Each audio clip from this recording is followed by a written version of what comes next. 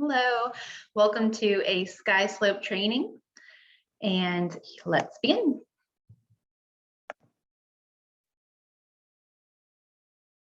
I'm going to share my screen with you. Let's get into Skyslope. You would sign in with your password.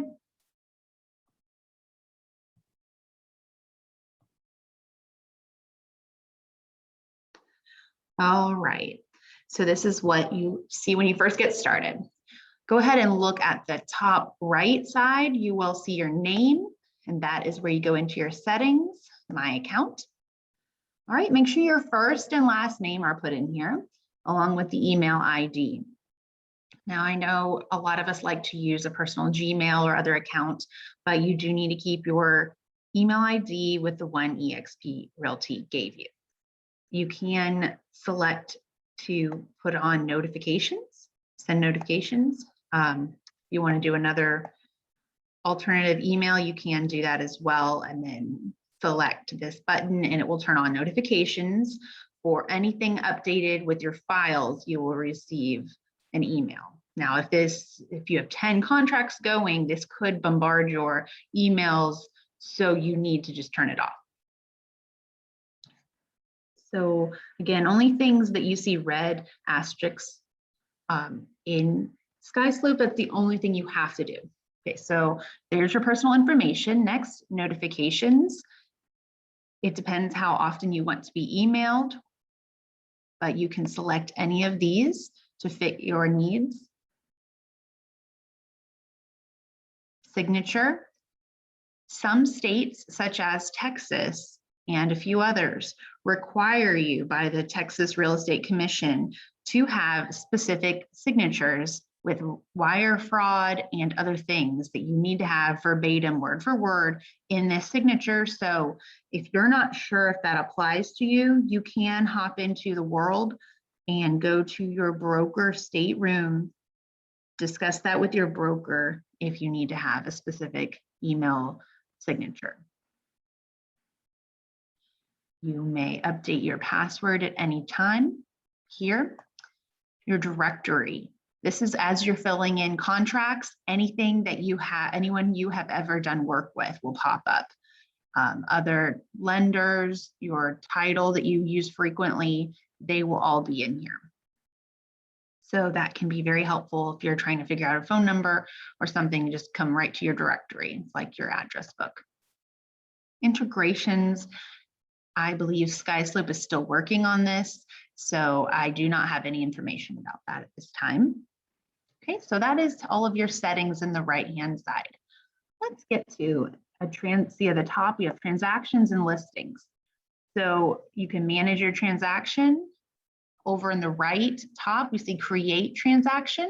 Let's create a transaction. Choose how you would like to create your file by looking up the address or Skyslope form. Okay. I'm going to make up one. Sesame Street, 123 Sesame Street. Of course, that's a real place near here. Okay, so we can look up the address that way.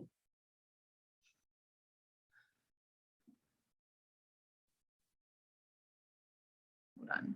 You go to our main eXp Realty in the top left, can get you back if you aren't sure where you're at. There we go. There's our homepage again. So in the middle, you'll see create a transaction. Maybe if you were working with a buyer and you just are going to do the buy side of the transaction, that information will be here. And over to the right, create listing. That's when you do your listing with the seller, all of their information. And then once you get a contract, you will fill in the buyer information. Okay, let's do it. Create a transaction.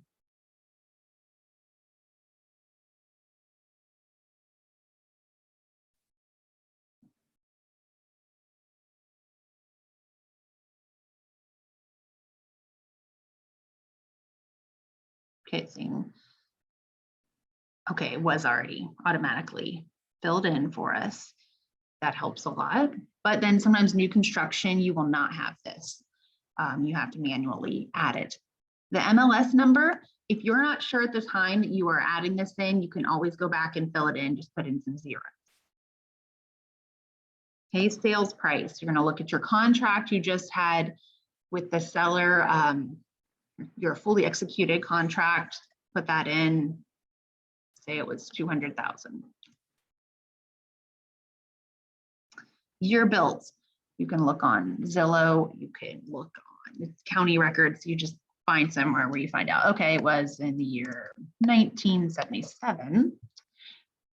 Source, eXp will not be upset with any of these or take out anything, referrals. You just pick whichever one. It's for your own knowledge, really. Same with this, if it's an office lead or not. No. Acceptance, let's say it was accepted today. Closing date, we'll just do a month out. This is just an example.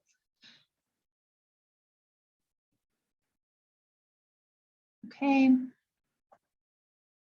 Oh, and then checklist type, sorry. Up here, that always helps catch it if you miss something. The purchase and sale, was it a referral checklist you need, a rental, or a service order referral? Most of the time, you're going to have your purchase and sale checklist that you need. Representation, we're going to say that we were assisting the purchase side for this example. Okay, I made this up, not actual contract here. Seller, the seller was Big Bird. It's not asking for the email at this time, so if you don't know it, that's okay. It's for your own filing records. So if this wasn't an individual seller, but you found out it was a trust, a company, or other entity, you can select that and it will give you the company name to get. So Big Bird LLC. Scroll down and save it.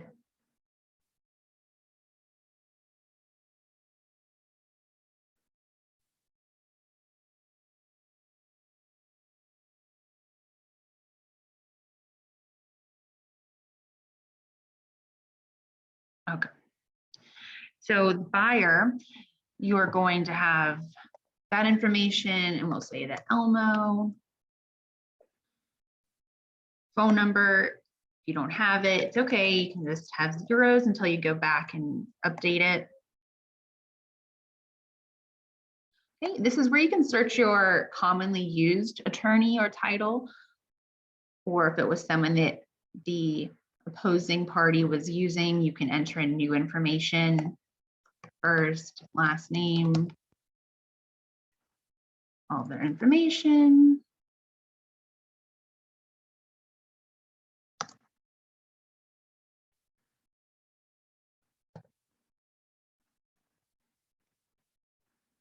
Okay.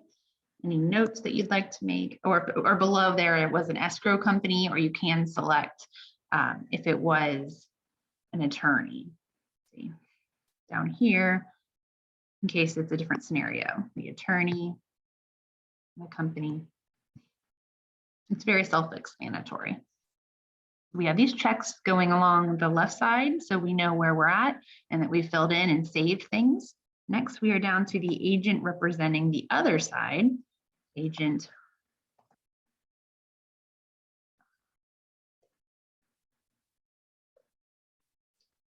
And then their phone number. Company. Sometimes it's another, it could be KW, Century 21, eXp Realty. Okay. Lender.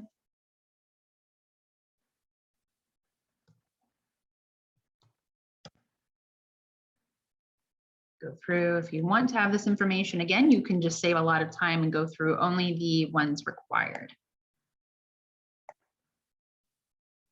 Okay.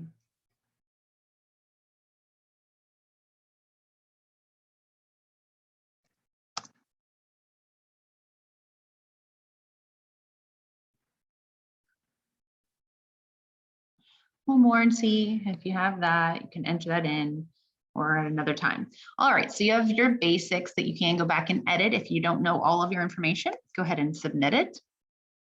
Creates that file. We're getting to the third part. We went through the transaction, contacts, commission. Okay, we have our sale price already auto-populates.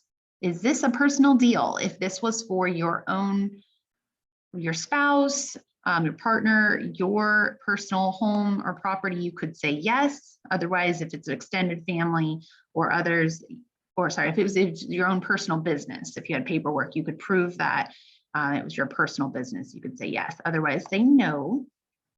Listing commission. Listing is the one that's working with the sellers. Okay. So whatever that might be, 1.5, 2.5, 3, on and on, depending on the contract. Okay, sales.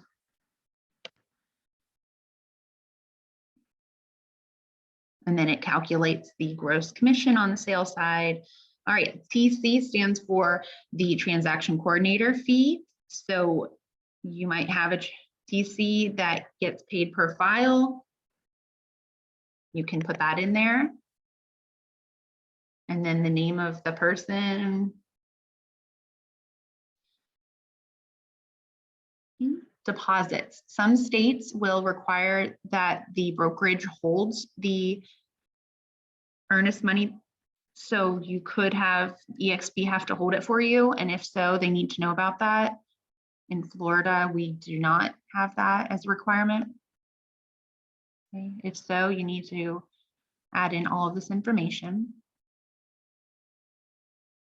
Next, we're on our referrals. Maybe it was Sphere and you're lucky, or return customer, no referral.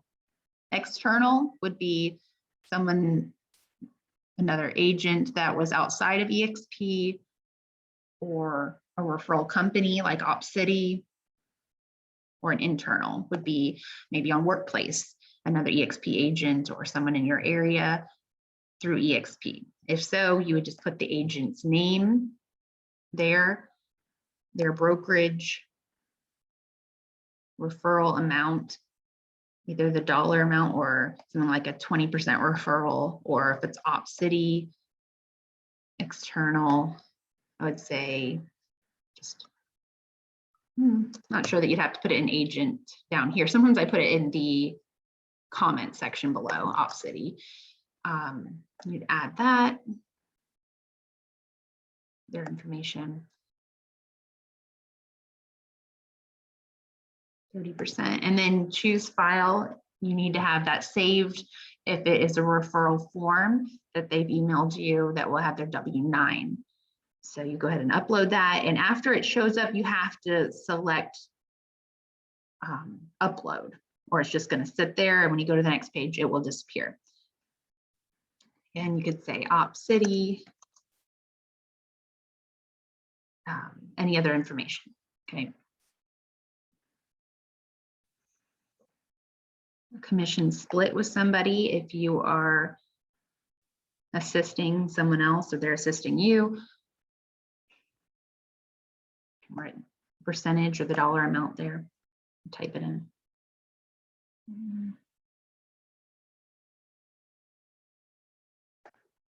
Okay, let's submit that. Now we're on to the fun part. This is the part I reference almost daily with all the files just to see where we're at. And you can have the email notification sent to you also to let you know when a broker associate has reviewed it and they have comments that they leave you, like this needs to be on company letterhead, or this looks good, it's been approved. Red, yellow, and green you will see. Of course, we haven't done anything yet, so it's all red. Broker approval of file will not happen until the day or two before, normally. Executed contract, here's our first one. Okay, we're going to attach the actual contract right here. It attach, you go into your upload document and you go into your computer.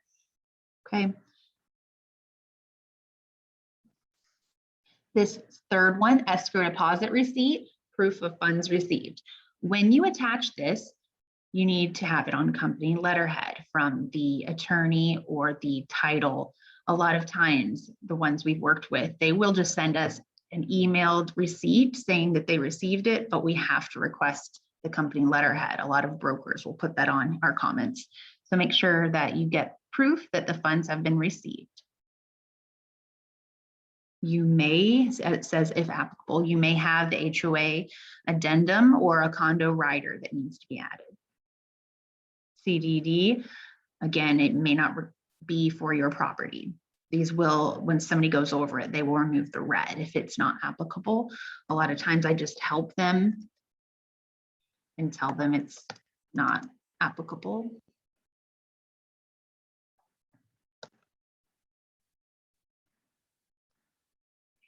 The FHA or VA addendum, you may have that. You may have to ask the lender for it. If it depends.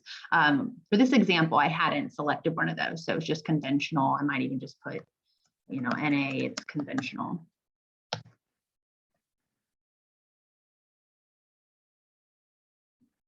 Lead-based paint.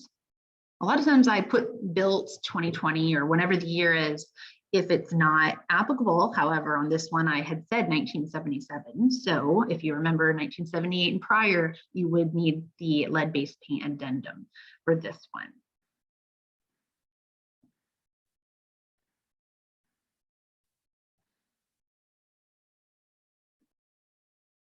Go to upload it.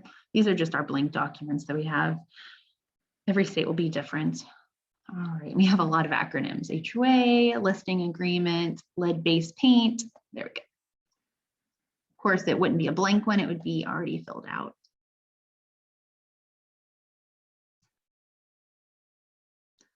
Now, as I upload that, you see it's in review, it's turning yellow, so that's a good sign.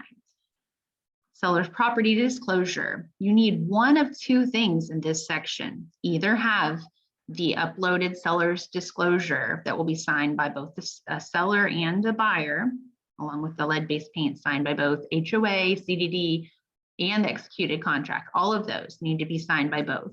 So again, I'll say that numbers 2, 4, 5, 6, 7, 8 all need to be signed by both the buyer and seller. Okay, so but I'm going back to number 8. If the sellers did not live in the property because it was a rental and an income property, they may want to refuse to sign the disclosure because they haven't been in the property for a few years. And then you can do a non-occupancy disclosure. I can show you what that looks like.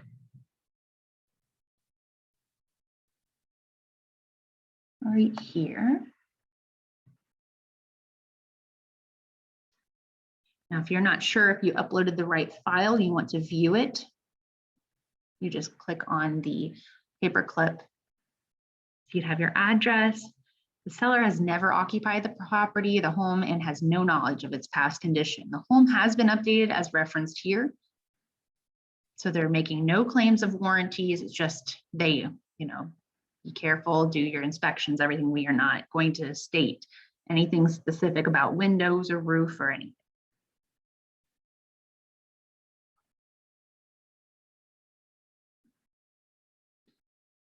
Pending status.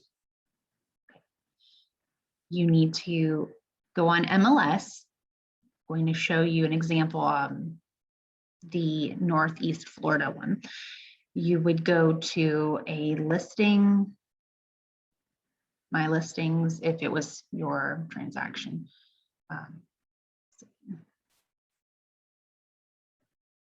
It's just an example.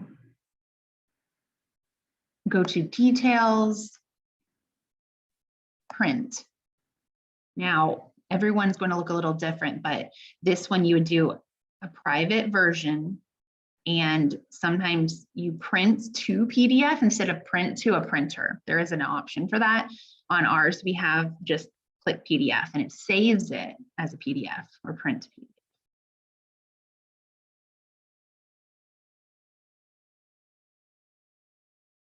Okay, so this is what they would want. This one We haven't shown it going under contract, but it does have the listing, office, and agents. The pending one will also have the other side of the contract because eXp really wants to have this information on here so you can see what the commission percentage was and both sides, their contact information. Okay, so that's where you do your MLS, broker, agent, summary review, the pending status. The active status is if it was your listing. When you first put it on there, you need to have a copy, a PDF of what it looks like, printed out. Referral agreement, again, OpCity or anyone else you're working with, that's where you would attach your referral agreement. Copy of CDA, that is the disbursement authorization, the commission disbursement authorization. And this will be at the very end within a week or so of your closing date. If everything in here is up to date and you've put it all in, the broker will review it and they will send you an email with the CDA. They also are going to send it to the closing agency, your title or your attorney, where the closing is happening.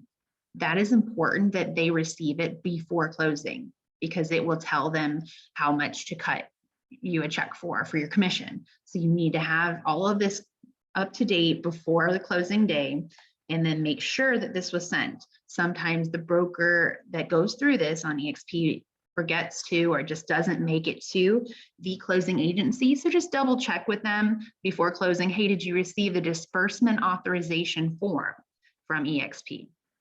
And that will show if there was a transaction coordinator that needed to be paid out of your commission or the referral fees as well. Okay, next, a wire fraud advisory notice. That's required if you're working with a buyer or a seller. You don't have to get both though, just your client, your customer. Show you what that looks like as well.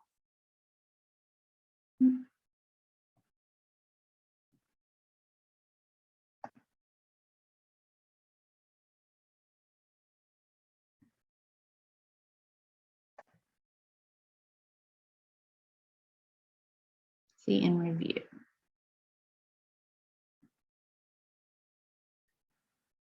This will of course be filled out, but there you go. Is there a transaction fee being collected? I think for this file we said yes. You can skip the iBuyer contract if that doesn't apply. The closing documents, this will be at closing day. Like when you get home or the next day, you can upload these things. So make sure that you use a scanner and make a copy of your eXp check, the check for the agent, yourself, and the ALTA, closing ALTA statement that will have the debits and credits for, it's that closing document that you see, and both the buyer and the seller have to sign it. That's at closing, and then they give you a copy. So you need to have that uploaded. Then this will fully close out. Okay, so it takes a while for all those things. I did not show all of the examples here.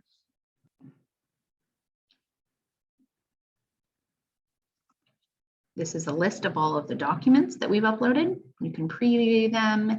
You can sometimes receive information and feedback from the broker explaining if you forgot an address or need a new signature somewhere, they'll let you know. They always review them. This log is our communication between a broker and all of the things we were doing. All right.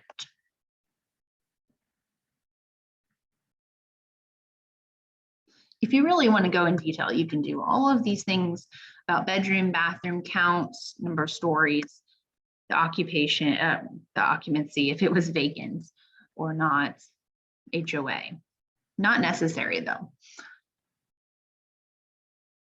Okay, so some of those things were on my computer, but let me just show you that DigiSign is a way to get them already within Skyslope, so you don't have to have them on a personal computer.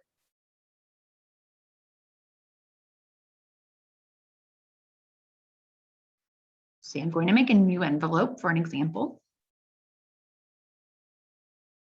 I will filter by address, looking for 123 Sesame Street. I'll select this one. Okay, let's do the blank. Well, actually it wouldn't be blank. If this is for a buyer, you would have the seller send it to you, the seller's agent. The same with this one.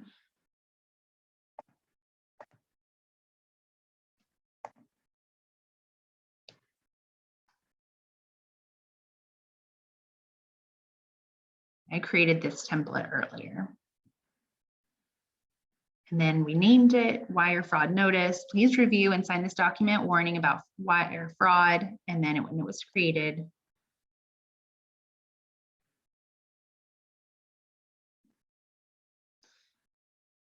as your name.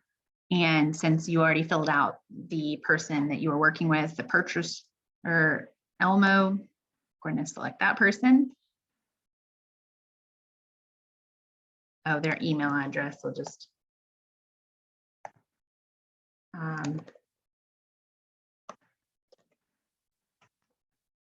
we go.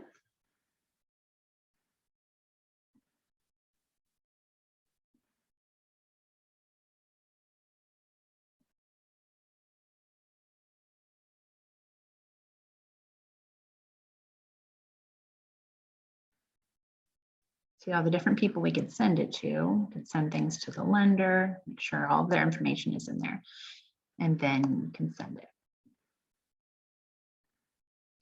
Okay, going back to, that was for a transaction, create a transaction with a buyer. Let's go back and create a listing.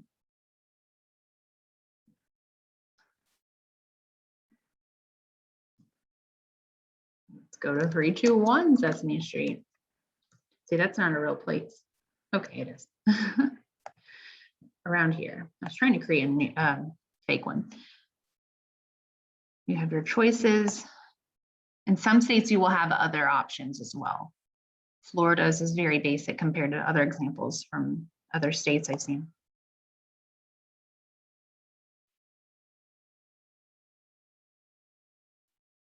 Listing commission. If this is your listing, you need to look through your listing agreement, double check it.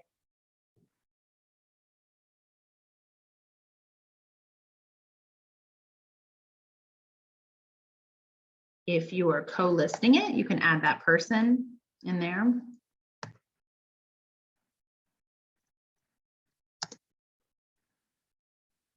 And it should pull up that person. If they're in eXp, you can select their name.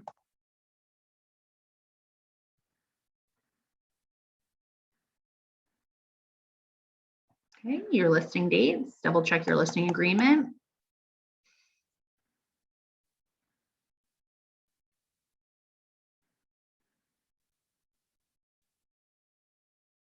Okay, find out the year. If this was a vacant land, you can just put up any year. It really doesn't matter.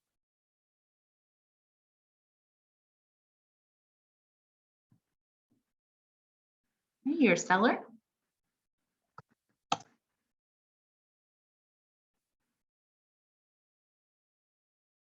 If it's a husband and wife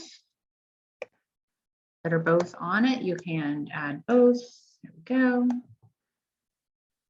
Does everything look right? Yes. Create your listing. Congratulations.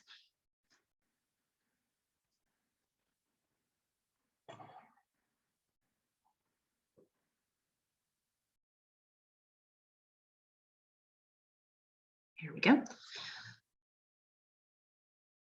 We're already at the checklist. Listing agreement, you would upload the same way we did with the other checklist. MLS changes status form, any changes to the listing, you'll need to put that in there. Or waiver of entry. If you did all the paperwork and then they said they needed maybe 3 or 4 more weeks to clean up before they really wanted to get it on the market active and before the photographer would come, it's okay. Just have them sign their paperwork while you're there in person, but you can use this Number 3, to show that they were waiving, they had to sign it, that they did not want it put in MLS. So if it took over 2 days from when they had it signed, you need to have this form in here. Buyer contract, if that applies to you, you can use it. HOA, CDD, get them to sign those if they apply to their neighborhood. Lid-based paint, if it's prior to 1978, attach it. If not, just NA built 2020. Seller's property disclosure, active status is required, fraud notice, and transaction fee, all of those things. And that's it. So you go ahead and have the showings, everything going great. Oh, wow, day 5 in this market. You have an accepted contract. Go ahead and click that. And you're going to fill in the same information. Only the ones that are starred. And then you'll have your separate checklist. That was just like the one we went over in the buyers. So you can go eXp Realty over here to always get back to your closed this month, the active, pending, what's already closed, any of them have expired. Now, I just had one I had to update that said expired, but it's because the seller was still working on repairs. So we push it back 2 days and there was an extension. So I just went in here and on the first page of the listing, I edited the date of closing and then it went back to green and it's now in my pending, not expired. So don't freak out if you see expired. Another time it may show expired is if you didn't get your closing documents into that last tab after closing. So it was a Friday, 6 o'clock, and you were done and you got tired and you forgot about it over the weekend. You'll see it's expired. You need to go ahead and, as soon as you remember, upload that information. Okay, manage listings, incomplete checklists. Let's see, probably show all the ones we still have to work on, how many items are left, closing dates.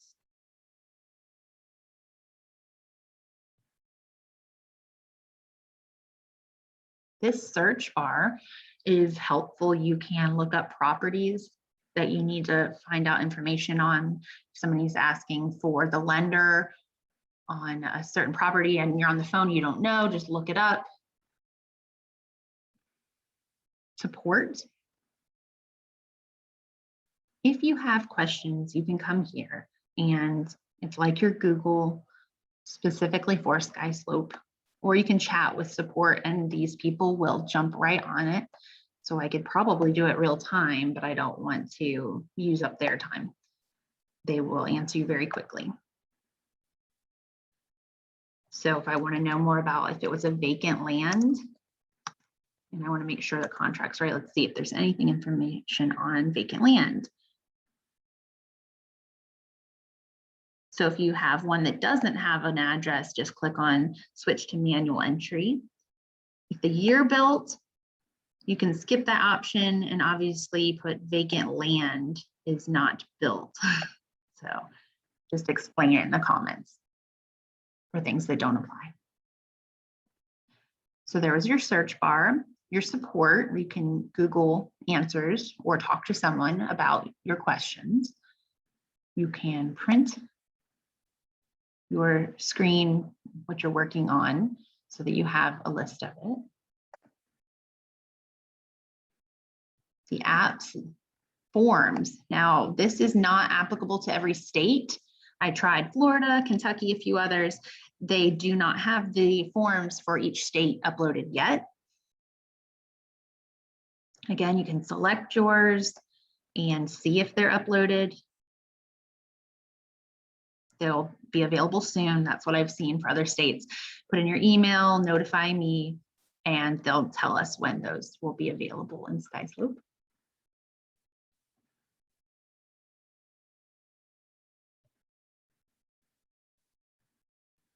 Okay.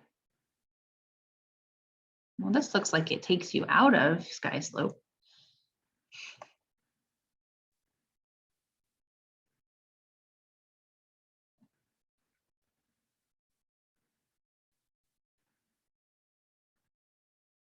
All right, let's see if we've gone through everything. Working documents.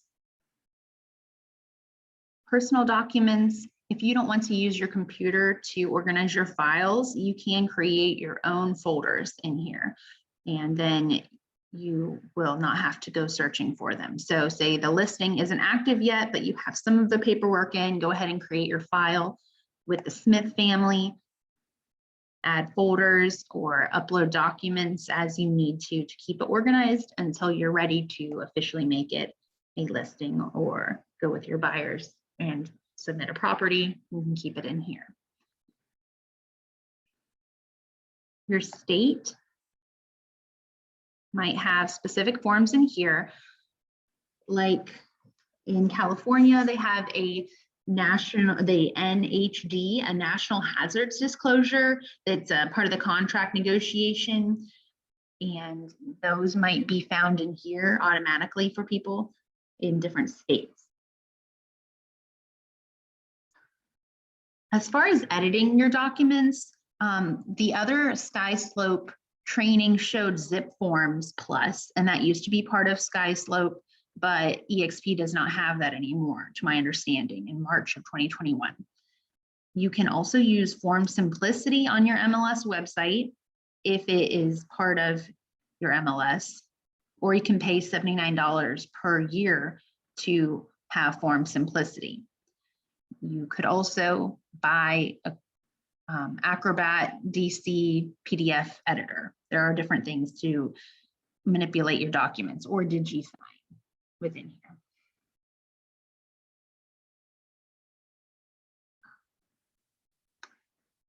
And I think of anything else I haven't covered.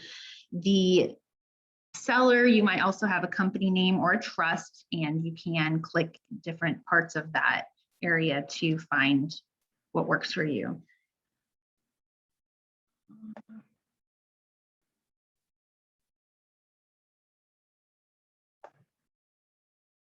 Something that's very helpful is this email.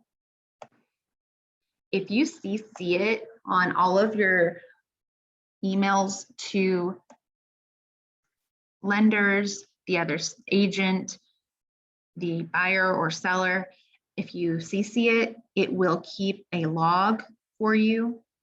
And in the documents, you will find everything that you have emailed is already in here. So you don't have to go digging through old emails to find what your correspondence is on that file.